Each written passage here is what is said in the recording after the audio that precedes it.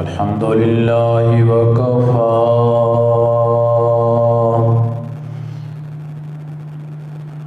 وسلام على عباده الذين اصطفى خصوصا على سيد الرسل وخاتم الأنبياء وعلى آله وأصحابه الأتقياء. أما بعد فأعوذ بالله من الشيطان الرجيم. بسم الله الرحمن الرحيم.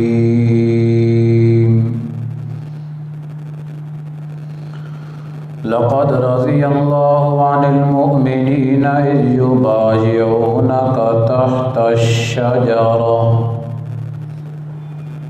فعلم ما في قلوبهم فأنزل السكينة عليهم وأصابهم فتحا قريبا.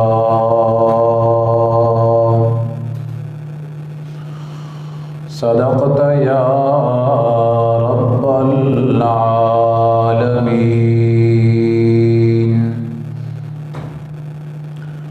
اللهم صل على سيدنا ومولانا محمد وعلى آل سيدنا ومولانا محمد وبارك وسلم ثم صل عليه. رب اشرح لي صدري ويسر لي أمري واحلل عقدة من لساني يفقهوا قولي. يا رب زدني علما يا رب زدني علما يا رب زدني علما. سبحان ربك رب العزة عما يصفون وسلام على المرسلين والحمد لله رب العالمين.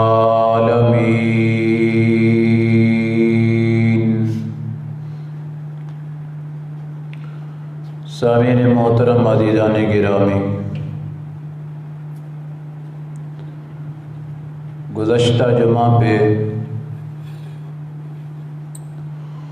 امیر المومنین خلیفۃ المسلمین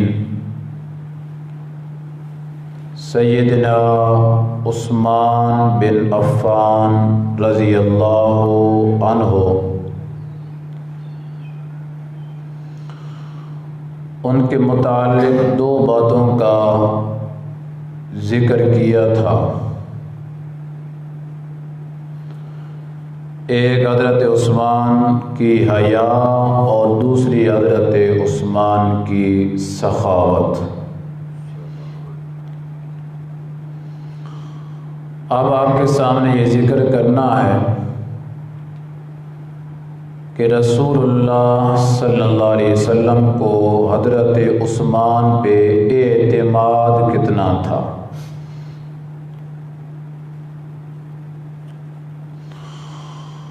ویسے تو رسول اللہ صلی اللہ علیہ وسلم کو اپنے ہر صحابی پہ اعتماد تھا،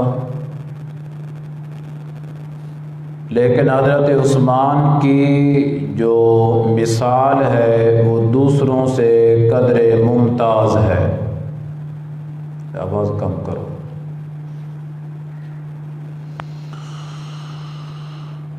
حضرت عثمان رضی اللہ عنہ کے نکاح میں نبی پاک صلی اللہ علیہ وسلم کی یکے بعد دیگرے دو بیٹیاں تھیں.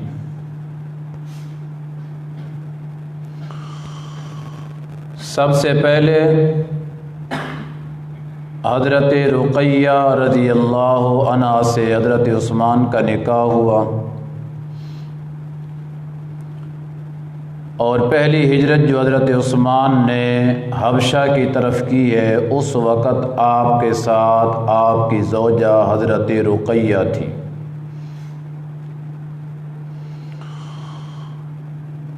جنگ بدر کے موقع پہ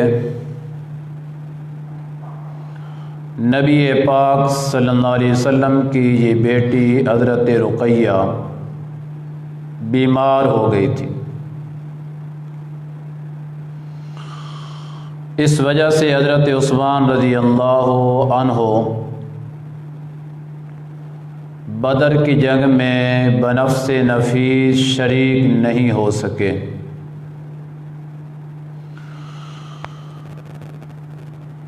بہت قدیم اور پچھلے زمانے میں حضرت عبداللہ بن عمر رضی اللہ عنہ اور دیگر قریشی حضرات حج کرنے کے لیے مکہ مکرمہ میں تشریف لے گئے۔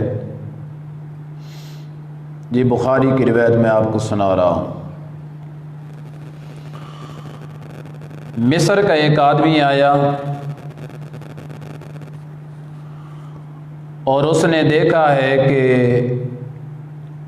یہ کچھ لوگ علیحدہ اپنی ایک محفل سجائے بیٹھے ہیں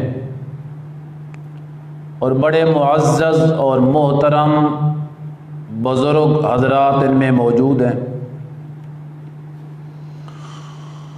تو اس نے پوچھ لیا ہے کہ من ہؤلاء، یہ لوگ کون ہیں؟ تو کسی بتانے والے نے بتایا ہے کہ یہ رسول اللہ صلی اللہ علیہ وسلم کا خاندان قریش کے لوگ ہیں۔ تو اس نے ان قریشیوں کو دیکھا، انہیں جھانکا، ان میں غور و فکر کیا ہے، تو اسے ان میں ایک بڑے بزرگ معلوم ہوئے۔ تو انہوں نے اس بزرگ کی طرف اشارہ کر کے فرمایا کہ یہ بڑے بزرگ کون ہیں جو مجلس میں ممتاز نظر آ رہے ہیں، جدا نظر آ رہے ہیں؟ تو لوگوں نے بتلایا اس بزرگ کا نام ہے عبداللہ بن عمر رضی اللہ عنہ۔ سب کہہ دیں رضی اللہ عنہ۔ یہ وہ زمانہ تھا کہ حضرت عبداللہ بن عمر بالکل ضعیف اور کمزور بوڑھے ہو گئے تھے۔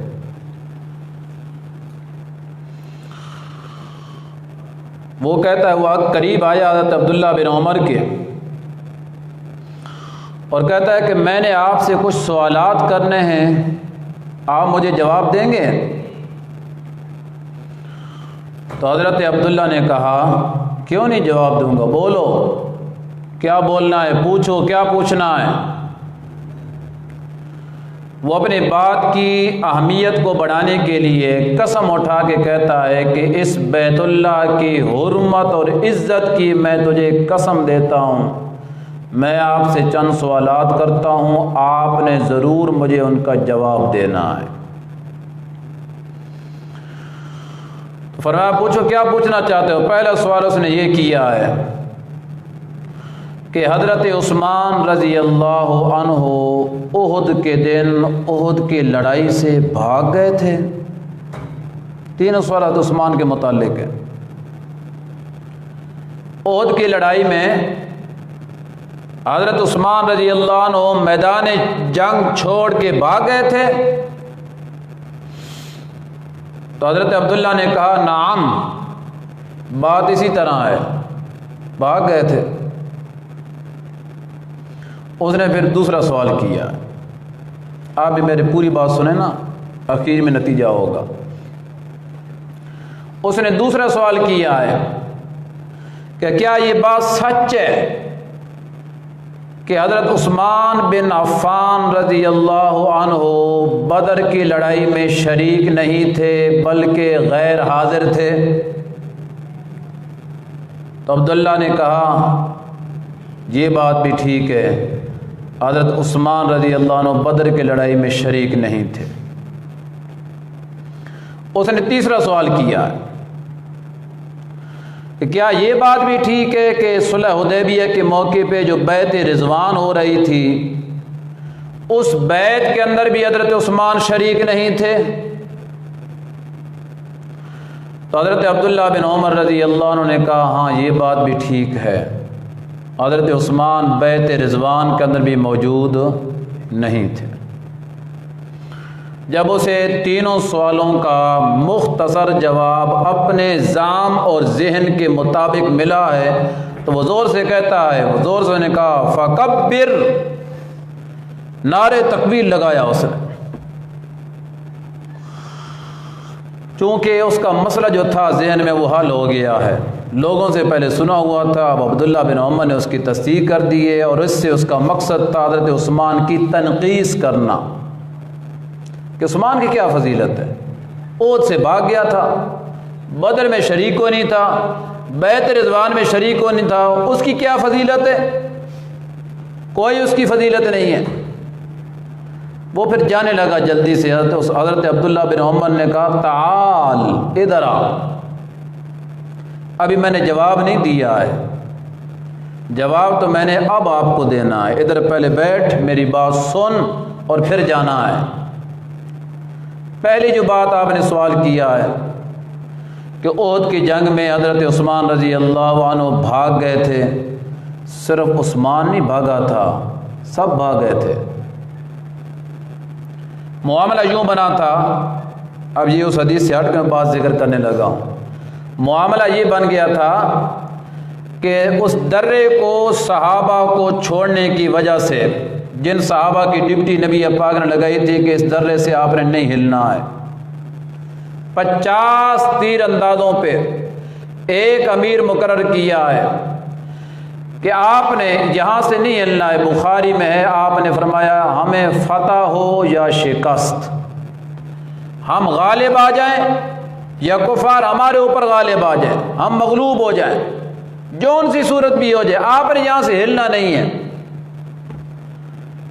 تو نبی پاک صلی اللہ علیہ وسلم کے اتنے واضح اور تاکیدی الفاظ ہونے کے باوجود اول والا میں جنگ احد میں جب فتح ہوئی اور مسلمانوں نے کافروں کو بھگایا، بھگاتے بھگاتے بھگاتے او دور جہاں تک ان کی عورتیں بیٹھی ہیں وہاں تک لے گئے،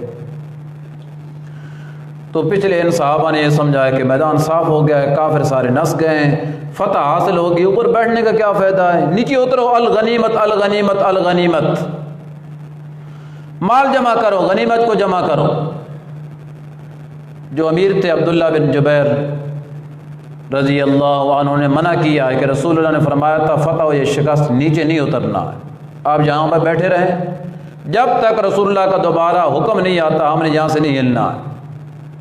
لیکن انہوں نے یہ کہا ہے کہ مقصد ہے فتح، جنگ ختم ہو گئی ہے، کافر سامنے ہیں، کون یہاں کیا کرنا ہے، مقصد ہی پورا ہو گیا ہے۔ بہرحال 40 آدمی، 40 صحابہ، 40 مجاہد، 40 تیر انداز اس درے سے نیچے اتر آئے، پیچھے رہ گئے 10۔ حضرت خالد بن ولید جو اس وقت تک رضی اللہ نہیں بنے تھے، کفار کی طرف سے لڑنے کے لیے آئے، تو ان کے پاس 200 گھوڑے سوار موجود تھا، لشکر اپنا، وہ اسی موقع کی تلاش میں تھے کہ مسلمانوں کے پیچھے سے جو حفاظتی دستہ ہے وہ ختم ہو، ہم پیچھے سے آ کے حملہ کر دیں۔ اس معاملہ یہ بنا ہے، یہی بات آپ کو سمجھانی ہو۔ حضرت خالد بن ولید جو اپنے 200 گھوڑے دوڑا کے لائے، سب سے پہلے انہوں نے درے کے اوپر بیٹھنے والے لوگوں کو شہید کیا، 10 آدمی کو شہید کیا۔ پھر آگے بڑھے، جو مسلمان پیچھے کھڑے تھے، پیچھے سے حملہ ہو گیا، وہ جو مسلمان جن کافروں کو بھگا چکے تھے وہ پھر سے مڑ کر واپس آ گئے، ادھر سے بھی حملہ ہو گیا، ادھر سے بھی حملہ ہو گیا، مسلمان درمیان میں پھنس گئے۔ یہاں یہ بن گئی گھمسان کی جنگ، کھلبلی مچ گئی، یہ پتہ نہیں چل رہا تھا اپنا کون ہے بیگانہ کون ہے، یوں کر کے کئی صحابہ سے ہاتھوں سے شہید ہو گئے اور کافروں کے ہاتھ سے بھی مر گئے۔ یوں کر کے معاملہ جو کھلبلی مچی ہے، تو اس حالات کے اندر پھر وہ کھلبلی مچنے سے کوئی ادھر دوڑ رہا ہے، کوئی ادھر دوڑ رہا ہے، کوئی ادھر دوڑ رہا ہے، صفیں ٹوٹ گئی، معاملہ الٹ گیا ہے، بگڑ گیا ہے۔ تو وہ میدان جنگ سے بہت سارے صحابہ جو ہے میدان جنگ سے بھاگ گئے، سائڈ پہ ہو گئے۔ مدینہ تو وہاں سے ویسے بھی قریب ہے، ان میں حضرت عثمان بھی تھے۔ میرے جو حضرت استاذ تھے قاری محمد اشرف صاحب رحمۃ اللہ علیہ، فوت ہو گئے۔ ان سے جب دورہ تفسیر پڑھ رہے تھے تو یہاں پہ انہوں نے جو واقعہ یہ پیش کیا ہے، تو کہتے ہیں لوگ پوچھتے ہیں کہ صحابہ دوڑے کیوں تھے، بھاگے کیوں تھے؟ استاد جی کہا کرتے تھے کہ وہاں کوئی حلوہ تو کھانا نہیں تھا کہ پکا پڑا ہے تو لپک لپک کے جانا ہے، وہاں جنگ لڑنی تھی، جان دینی تھی، تو جان بچانی بھی فرض ہے، جان دینی غنیمت ہے۔ مسئلہ سنا ہو نا، جان بچانی کیا ہے؟ فرض ہے۔ اس کا کوئی مطلب نہیں کہ اپنے آپ کو جوکھم میں ڈال دو، اپنے آپ کو مروا دو، یہ کوئی طریقہ نہیں ہے۔ مروانا ہے تو کسی چج کا مروانا ہے، طریقے کا مروانا ہے۔ تو جو کھلبلی مچی ہے نا، صحابہ دوڑے، نسے، شکنجے کے اندر آ گئے تھے، بھاگے۔ ان میں حضرت عثمان بھی تھے، وہ بھی بھاگ گئے تھے۔ لیکن پھر نبی پاک صلی اللہ علیہ وسلم نے دوبارہ ان کو بلایا، الیہ عباد اللہ، ادھر آؤ اللہ کے بندے۔ تو جس تک رسول اللہ صلی اللہ علیہ وسلم کی آواز پہنچ دی گئی، وہ پروانوں کی طرح پھر نبی پاک کے پاس جمع ہو گئے۔ اللہ نے قرآن میں اس کا تذکرہ کیا ہے، فرمایا تم بھاگے تھے، گلہ کیا پہلے صحابہ کا، ان الذین تولوا منکم یوم التقى الجمعان انما استزلهم الشیطان وَلَقَدْ عَفَا اللَّهُ عَنْهُمْ إِنَّ اللَّهَ غَفُورٌ حَلِيمٌ۔ اللہ کہتے ہیں تم میں سے جو پیٹھ دیکھ کر بھاگے تھے جنگ کے دن، کیوں بھاگے تھے؟ إِنَّمَا اسْتَزَلَّهُمُ الشَّيْطَانُ بِمَا مَا كَسَبُوا بَعْدَ مَا كَسَبُوا۔ اللہ کہتے ہیں ان کو شیطان نے پھسلایا تھا، اور کچھ صحابہ کی اس غلطی کی وجہ سے جنہوں نے درے کو چھوڑ دیا تھا، وہ تمہارے اپنے ہاتھوں کی کمائی تھی۔ تم درے کو نہ چھوڑتے، کبھی پاسا نہیں پلٹنے والا تھا، درے کو چھوڑ دیا، پاسا پلٹ گیا ہے، پھر بھاگتے ہی نظر آئے۔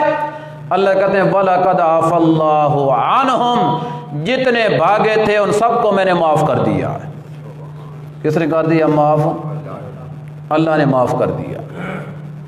ان اللہ غفور حلیم، آگے اللہ کہتے ہیں بے شک میں اللہ ہی معاف کرنے والا ہوں، الحلیم، اور جلدی میں سزا نہیں دیا کرتا، حوصلے والا ہوں۔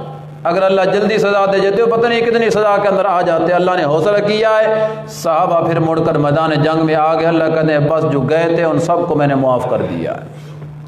عبداللہ بن عمر نے قرآن پاک کی آیت پڑھی ہے، اور آگے کہتے ہیں اس مصری آدمی کو جواب دیتے ہیں، اشہد، میں گواہی دیتا ہوں تیرے سامنے کہ حضرت عثمان کے اس قصور کو اللہ نے معاف کر دیا جو جنگ احد پہ بھاگ گئے تھے۔ جب اللہ نے معاف کر دیا تجھے کیا ضرورت ہے حضرت عثمان پہ اعتراض کرنے کی؟ تجھے کیا ہمت اعتراض کرنے کی؟ قرآن میں اللہ نے کہہ دیا کہ میں نے معاف کر دیا، تو جو کام معاف ہو جائے نا اس کے اوپر مزید اعتراض کرنے کی کوئی گنجائش نہیں ہے۔ دوسری بات، جنگ بدر سے غائب تھے، غائب نہیں تھے، نبی پاک صلی اللہ علیہ وسلم نے خود غائب کیا تھا۔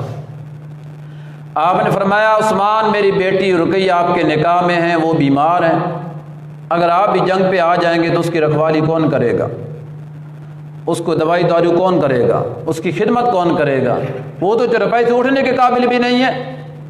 اس لیے میں آپ کی یہ ڈپٹی لگاتا ہوں کہ آپ یہی رہیں اور میری بیٹی کا خیال رکھیں، اس کی خدمت کریں، اس کا دوائی دارو علاج معالجہ کریں۔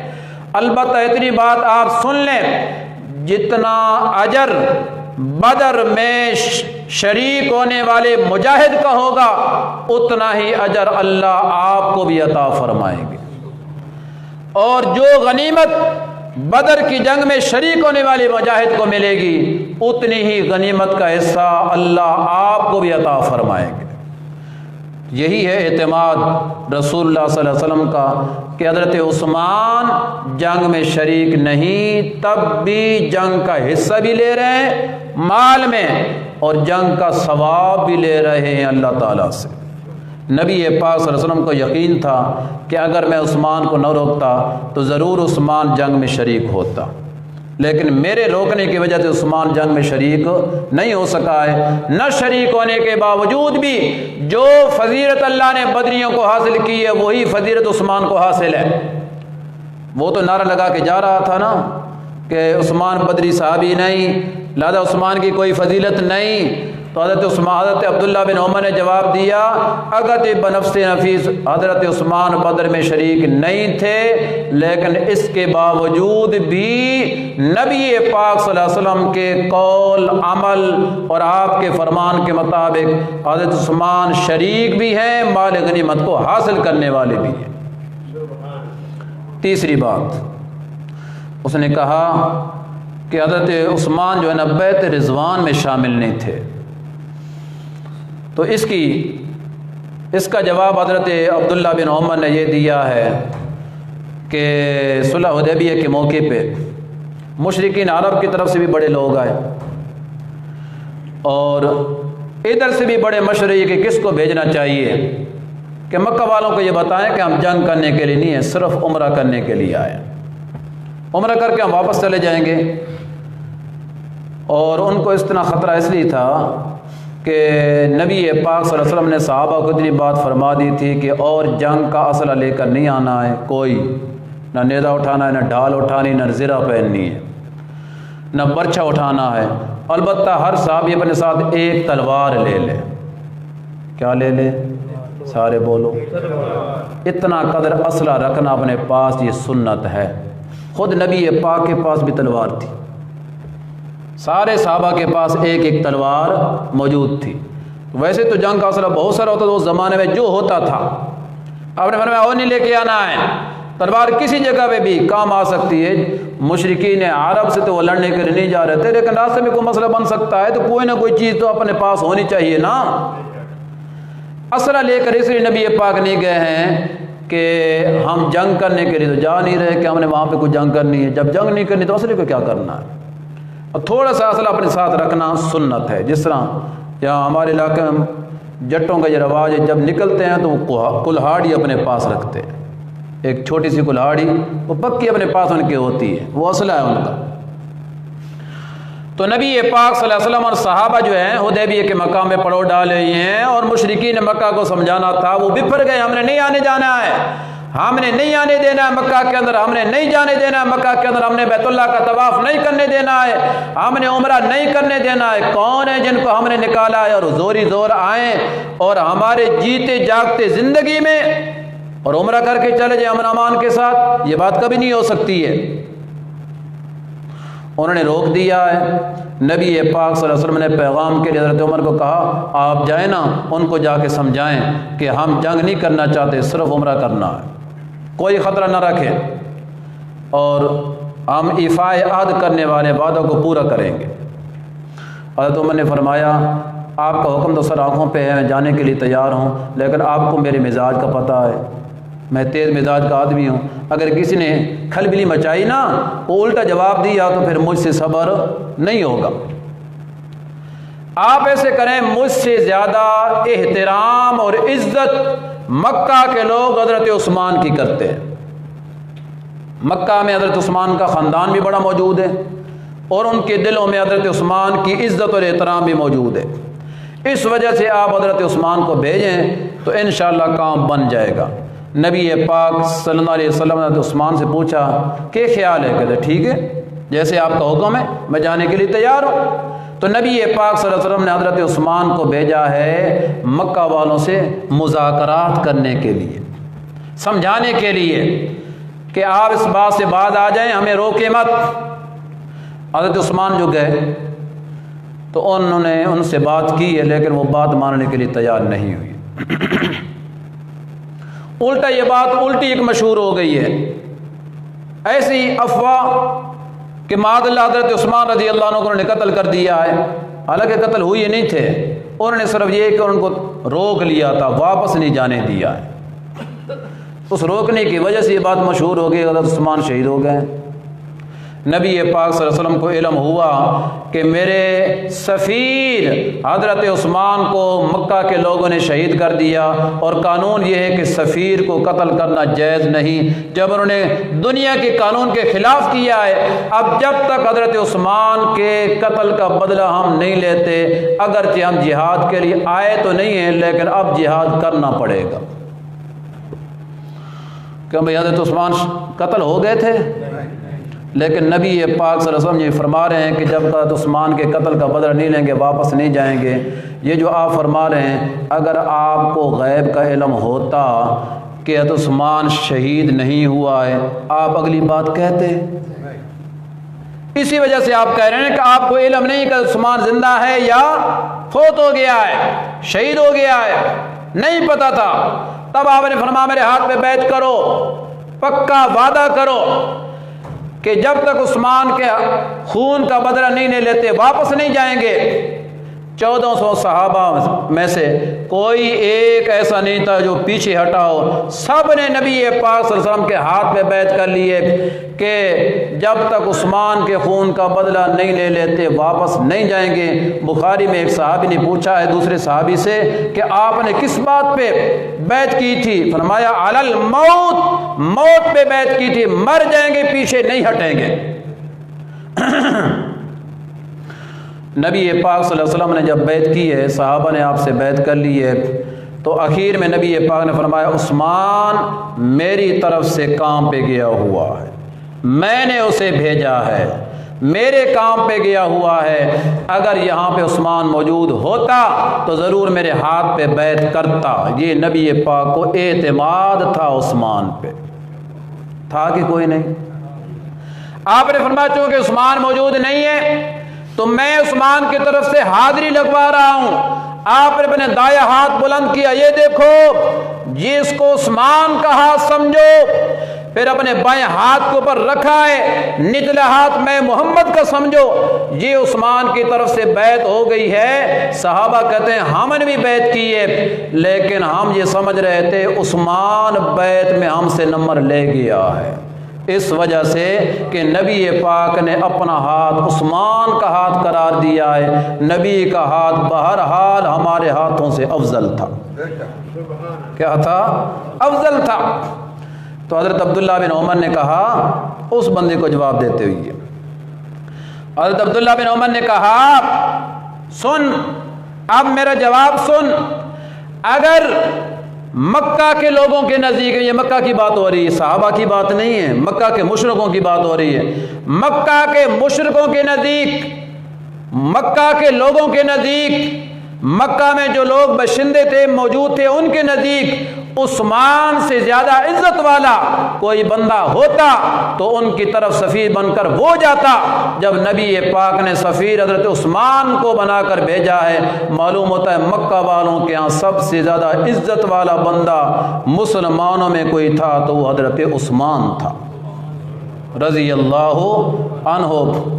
اب یہ تینوں باتوں کا جواب دے دیا نا حضرت عبداللہ بن عمر نے، تو اب وہ بیٹھا ہے، پہلے تو وہ جا رہا تھا نا، اب بیٹھا ہے۔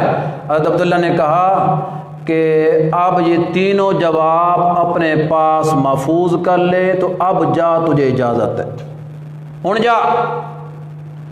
میرے استاد محترم حضرت مولانا عبد الرحمن صاحب لغاری شیخ الحدیث جامع اسلامیہ فیصل آباد، انہوں نے یہاں پہ یہ معنی کیا ہے کہ اب ان تینوں جوابوں کو، پنجابی کا معنی ہے کہ ان جوابانوں اپنی چادر دے چوک دے نال بانتے وقت ونج انج ہن نہیں جانا، ٹھنڈا ہو کے گیا۔ پھر جو عثمان کے خلاف بات کر کے جا رہا تھا، تمام تر صفائی عبداللہ بن عمر نے عثمان کی طرف سے پیش کر دی ہے۔ تو صلح حدیبیہ کے موقع پہ نبی پاک صلی اللہ علیہ وسلم نے حضرت عثمان پہ اعتماد کا اظہار کیا ہے، اور جنگ بدر کے موقع پر بھی نبی پاک صلی اللہ علیہ وسلم نے حضرت عثمان پہ اعتماد کا اظہار کیا ہے۔ اور تیسرا موقع نبی پاک صلی اللہ علیہ وسلم کی پہلی بیٹی جو حضرت رقیہ حضرت عثمان کے نکاح میں تھی، وہی بات کہ نبی پاک چھوڑ کے گئے، آپ نے ان کا خیال رکھنا ہے، اور واپسی ابھی مسلمان اور رسول اللہ مدینہ میں نہیں پہنچے تھے کہ آپ کی بیٹی فوت بھی ہو گئی تھی، حضرت عثمان ان کو دفن بھی کر چکے تھے، اس کے بعد نبی پاک صلی اللہ علیہ وسلم نے اپنی دوسری بیٹی ام کلثوم کا نکاح حضرت عثمان سے کر دیا ہے۔ یہ اعتماد تھا کہ نہیں تھا کہ پہلی مرتبہ داماد اگر بہت اچھا پیش آیا ہوئے تو دوسری بیٹی پھر اتھی دیتی جاندی ہے نا۔ اگر عثمان اچھے کردار کا نہ ہوتا، اچھے افعال کا نہ ہوتا اور دامادگی والے رشتے کو اچھے طریقے سے نہ نبھایا ہوتا تو کبھی بھی نبی پاک صلی اللہ علیہ وسلم دوسری بیٹی عثمان کو دینے کے لیے تیار نہ ہوتے۔ پہلی دامادگی کے زمانے کو حضرت عثمان ایسے انداز میں گزارا تھا کہ نبی پاک صلی اللہ علیہ وسلم کے سینے کو ٹھنڈا کر کے رکھ دیا تھا۔ تب نبی پاک نے دوسری بیٹی بھی حضرت عثمان کے نکاح میں دے دی۔ کچھ وقت کے بعد وہ بھی فوت ہو گئی۔ اللہ کی تقدیر میں جتنی زندگی تھی اتنی ہونی تھی۔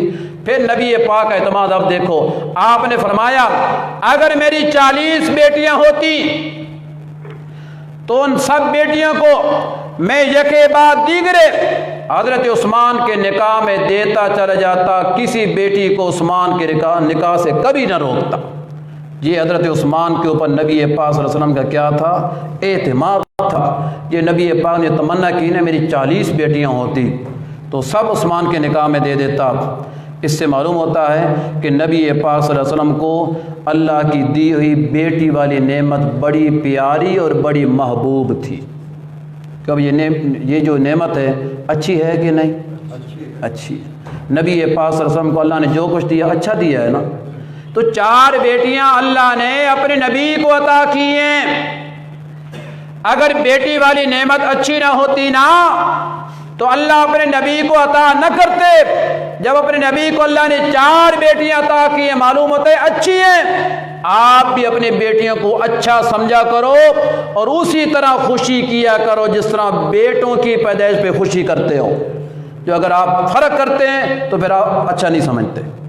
اگر آپ فرق کرتے ہیں تو پھر آپ اچھا نہیں سمجھتے ہیں۔ بیٹیوں کے ساتھ بھی اسی طرح محبت کیا کرو، اسی طرح پیار کیا کرو، اسی طرح ان کی پیدائش پہ خوشی کیا کرو جس طرح بیٹوں کی پیدائش پہ کرتے ہو۔